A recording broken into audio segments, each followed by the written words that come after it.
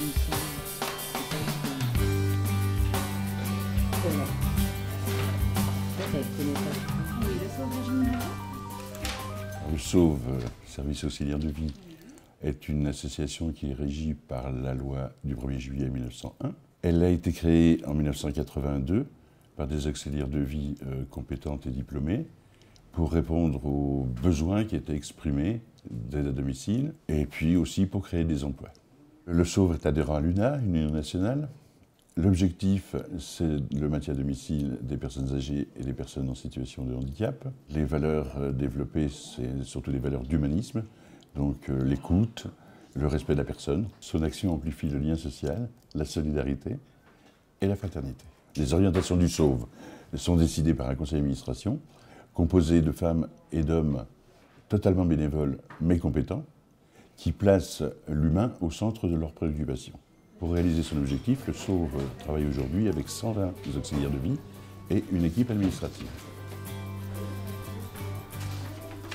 L'équipe du bureau a un rôle de coordination de l'ensemble du service, l'élaboration du planning, la gestion administrative et comptable. 2 personnes ont une formation d'infirmière mais un rôle de coordinatrice, se déplacent au domicile des bénéficiaires, d'une part pour analyser les besoins avant le début des interventions, d'autre part pour faire un bilan annuel et puis pour suivre le travail des auxiliaires au domicile.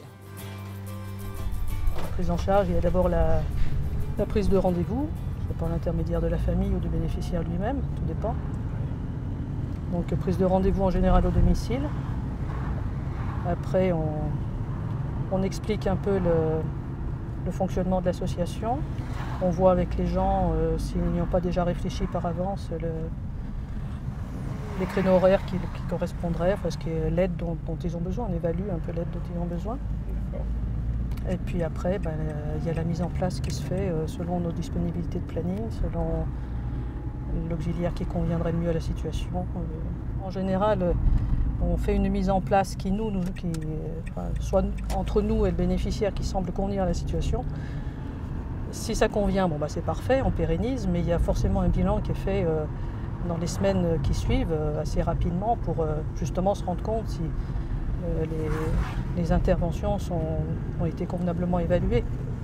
Il y a les bilans périodiques annuels. C'est ce qui va être fait là, dans ce cadre-là, puisqu'il n'y a pas de problème particulier. Donc c'est plus dans la discussion, remettre les petites choses au point, les détails.